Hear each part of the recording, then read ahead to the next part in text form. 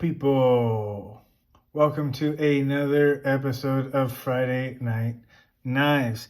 This is a review of the Sharp by Design Tempest. Technically the mini Tempest in the black PVD titanium, the gold dark matter inlay, obviously the drop point, not the clip point, which is the other version it comes in, and the blade material, the only one that comes in, the M390. There may have been some Damascene steel that I missed, but I didn't see it. I might be wrong about that. If I am, by all means, please correct me in the comments if there is a Damascene steel version. I think there may be. Anyway, this is a beautiful knife by Sharp by Design.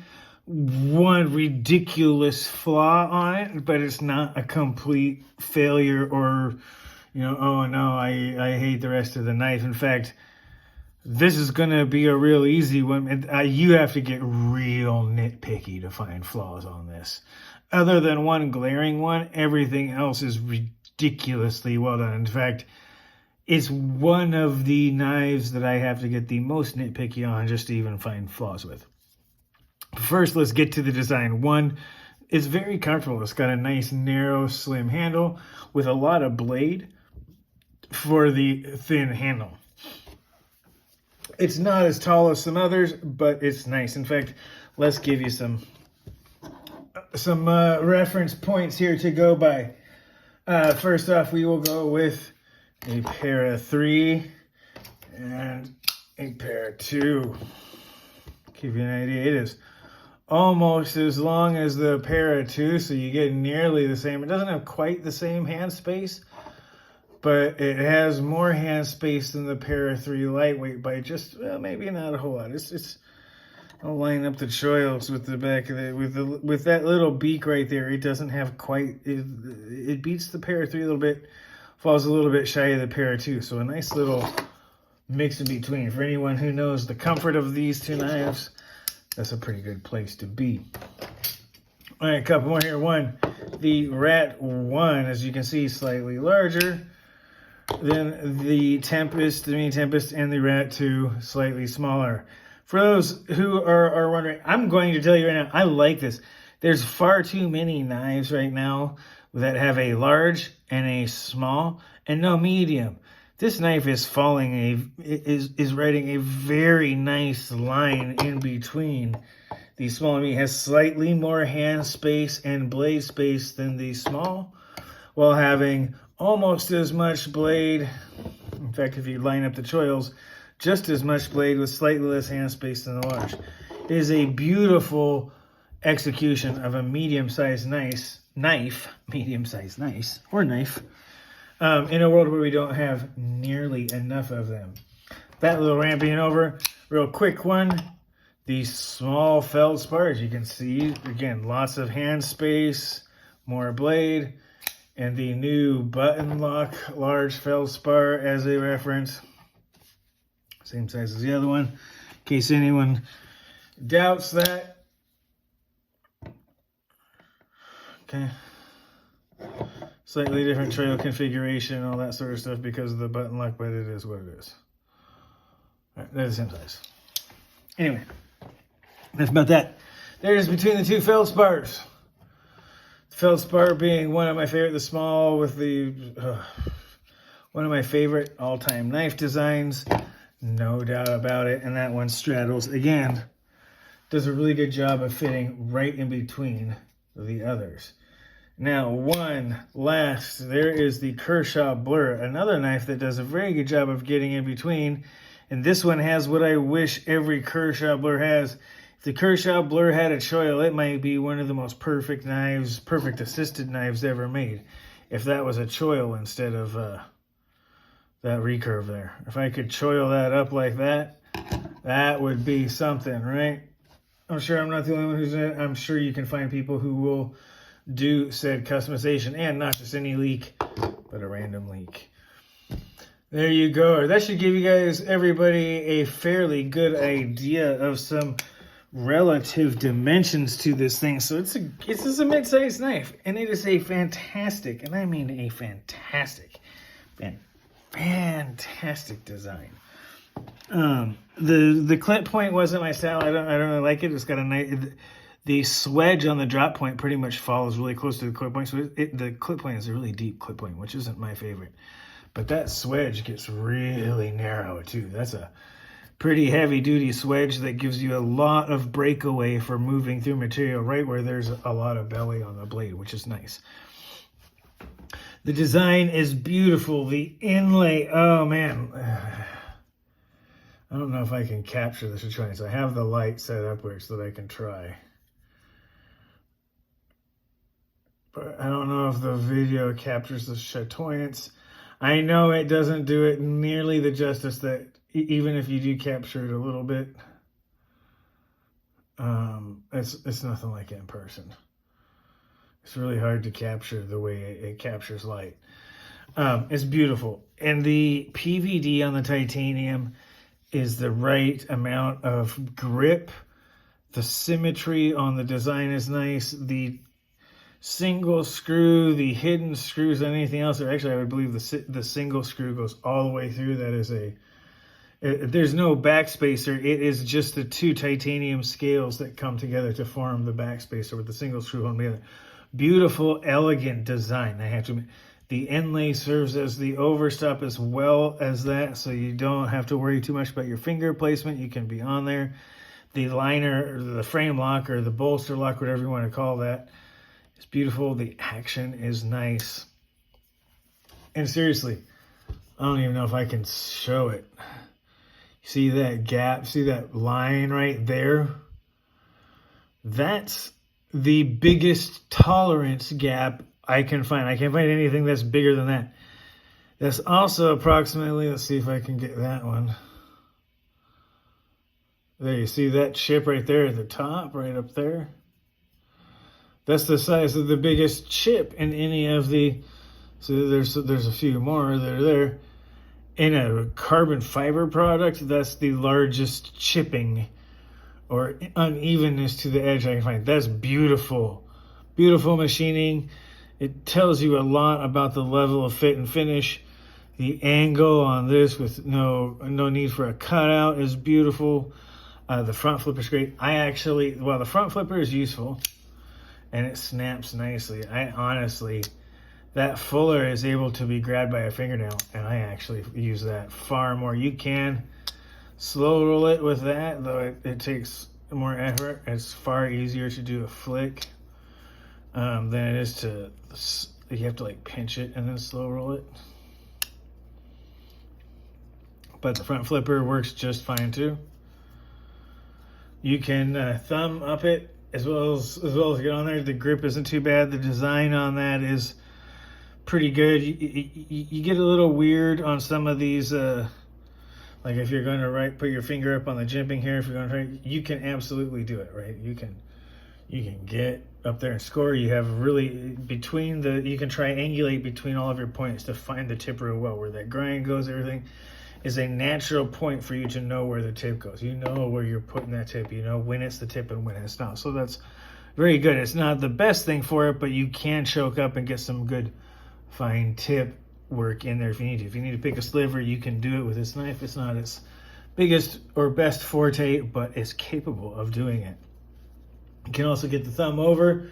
There's plenty of jimping for lots of different ways to choke up on it. If you need to get some power with the thumb, or if you need to pinch grip to get some cutting away, or down, right to left cutting, or just choking up on it for a little bit of specific work where you need to get in there, the pinch grip, it does that well. The titanium scales are contoured, and the fit and finish is absolutely nearly impeccable. One of the biggest things I can find, let's see if I can even get this. See if I can do this here. This is my biggest fit and finish I can get. Let me see if I can do this here. Where I can go to right there. And I have something like 1/10 of a millimeter difference on the shoulder start where the grinds go. That's how nitpicky I have to get. Anyway. Yeah. Now, except for one thing, and there it is. If you can't see how ridiculous that pocket clip is on the front that has almost no regrind back out to narrow it in. Like, this is hard to get onto athletic shorts.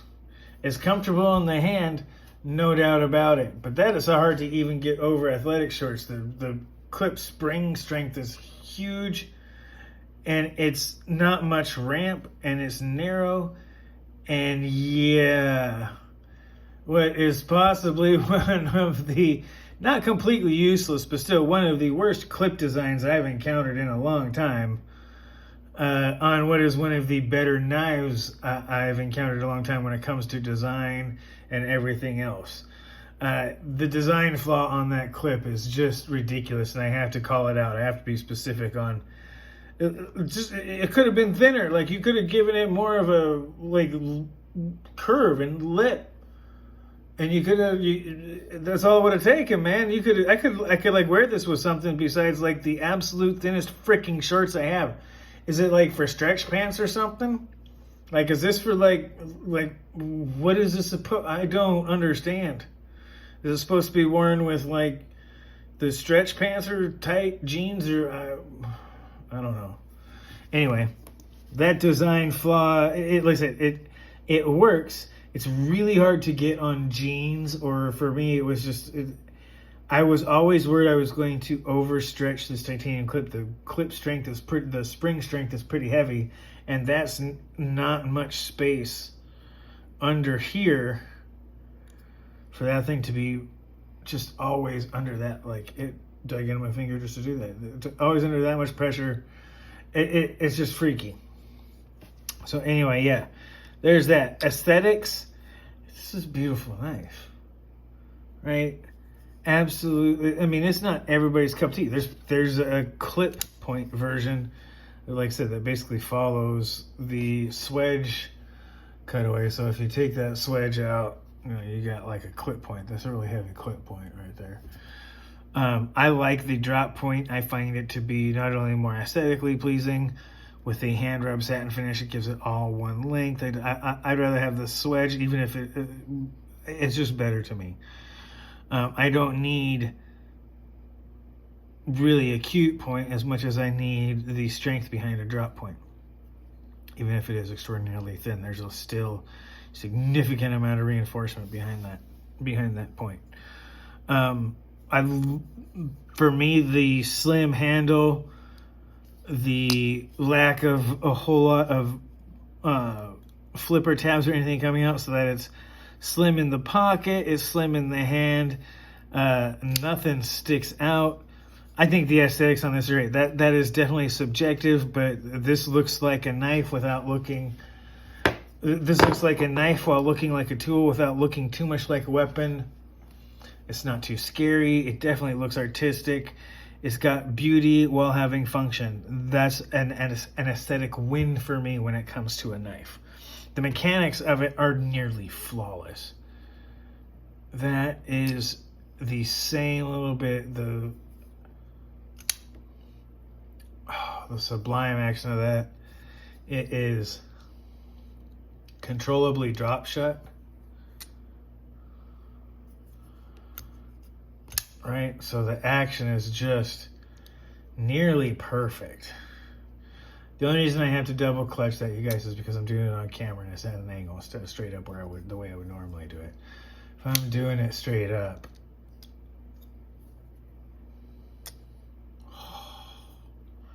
so yeah, mechanics, it's hard to beat. It's it's really hard to do anything that's important to go there. It's right in there. The mechanics, the aesthetics, when it comes to things like noteworthy points, this is just a well-made semi-production. I mean, it's made by a production company, but it's made by, I believe it's made by Riot for Brian Nadeau, or Sharp Die by Design, also known as Brian Nadeau. Absolutely fantastic on that. Its intended purpose is to be an outstanding EDC knife.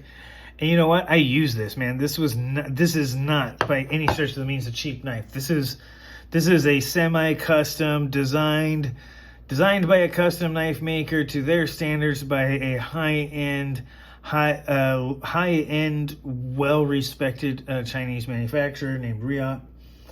It delivers. Cost or value, oh no, this is a hard look. Value is something that this isn't going to deliver.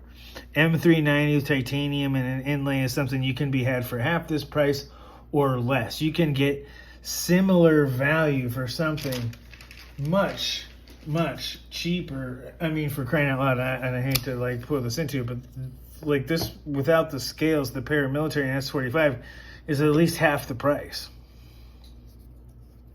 It's far from half the knife. In fact, there's people who would argue that it's at least the equal of the Tempest Mini or better.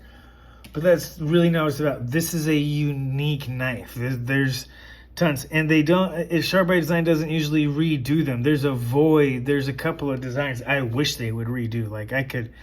Oh my God, I wish they would do another run of the Void. Just update the Void and without too much change and do another run of the Void. I would mortgage at least 3 credit cards and half my arm for a new production run of that knife.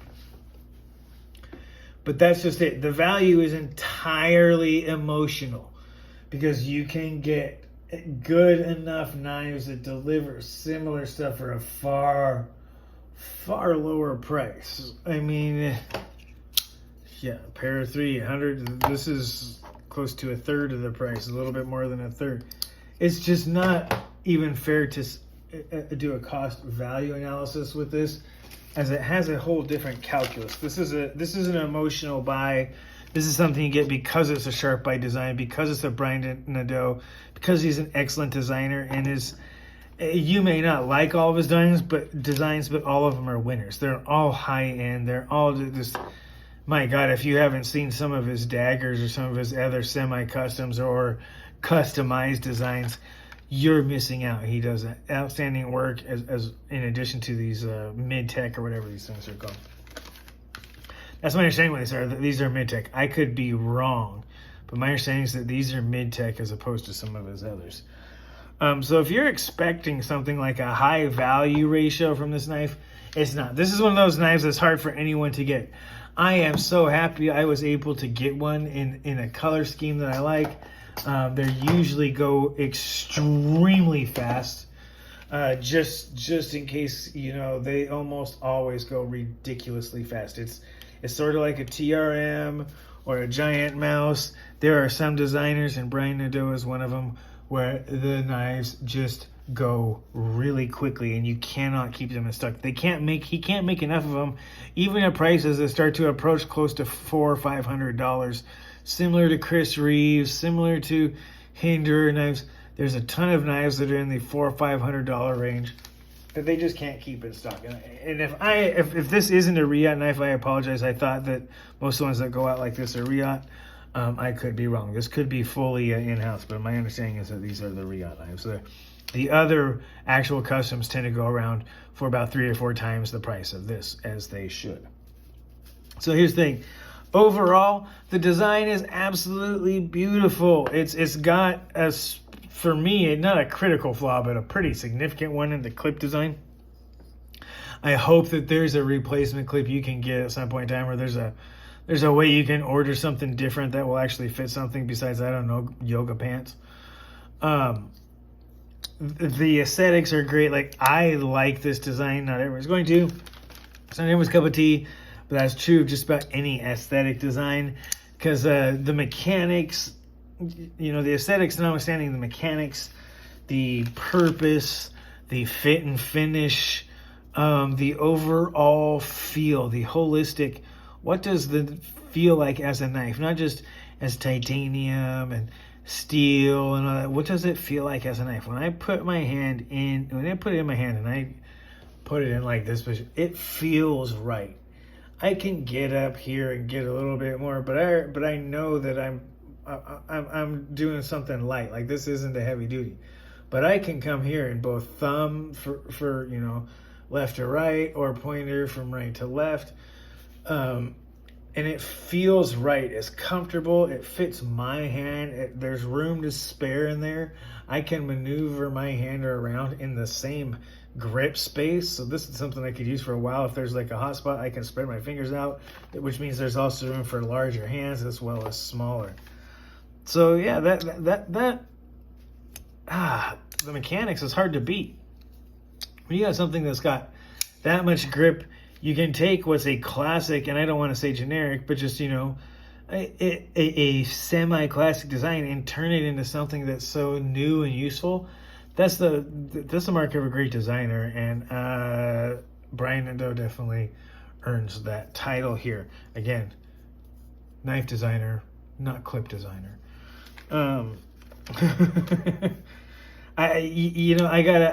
me, I give this one a 5. I give this one just a fantastical. It's right up there for me. How nitpicky I have to get to find something wrong with this knife is a testament to its build quality. So, I mean, you have to get down to things that you're measuring with a micrometer and things that could have just simply happened from we're talking tenths or less than a tenth of a millimeter differences or production settings where it just sat maybe twisted by less than a tenth of a millimeter in a production run. That's and I'm probably going at maximum. That's not even I'm being ridiculous. I'm honestly being ridiculous in what the standard I have to hold this knife to for any of that to be perfect. It's really a testament. Even the fat carbon, the fact that it doesn't have the kind of occlusions that many other carbon fibers do, is a testament to its quality as well. And I'm sure every other knife has that. So there you go, everybody. There's the Tempest Mini. This one in the black titanium with the gold fat carbon fiber. I believe is called an actual name. Wherever I said that box, there it is. So yeah, gold dark matter carbon fiber, the sharp bite design Tempest. This is actually the mini Tempest. The other one's about a 4-inch blade. This is about 3.4, so it is the quote-unquote smaller version. Again, hard to fault this knife. This is really than me not doing it right. There we go. It is really hard to fault this knife. I have to admit. I'm gonna wipe off my own fingerprint there. It's driving me nuts. Hopefully not too many others. So yeah, there it is, you guys. Highly recommended. I don't know where you can find these. I don't know if they have any more left. But for those who haven't had a chance to see this, didn't get a chance to purchase one, this is such a beautiful knife, you guys. And if you ever get a chance at a sharp bite design that you even slightly like, take it. You're not going to get a second chance at most of them. And half the time, in fact, you'll probably never get a second chance at any of them. And most of the time, you won't even be able to get a first chance. I have missed 2 or 3 knives, just couldn't get in on them. And I am lucky to have got this one. And I am happy with it. It is a beautiful knife. Recommended highly, both these mid-techs and the full customs. I don't have a full custom, but one day I am hoping to have such a thing. So there you go, everyone. There's the last little bit as far as going in there, just to give you an idea. We'll drop a little bit at the end here. We shall drop the empirical ruler.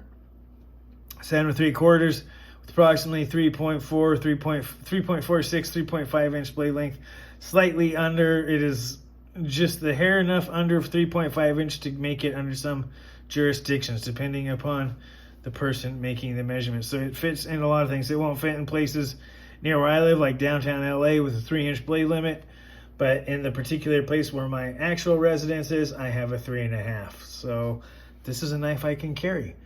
If it didn't have a yoga pants pocket clip, I'm sorry, is my disdain for that pocket clip showing? Oopsie poopsie. Anyway, so there you go. Highly recommended. My one complaint, and because everything else is so perfect, that one complaint just feels like it should be addressed because I want it to be a perfect knife, and but it is really, really close, everyone. And with that, I'm going to close this out and say I give this one a 5. Sharp by Design Mini Tempest. Black titanium, gold dark matter, fat carbon. And this has been your dose of Drew. I am said Drew. Go ahead and take this video, watch it twice, comment as much as you like, be mindful of side effects, and remember to come back and like and subscribe. This has been your dose of Drew. I'm said Drew. You guys have a great rest of your night.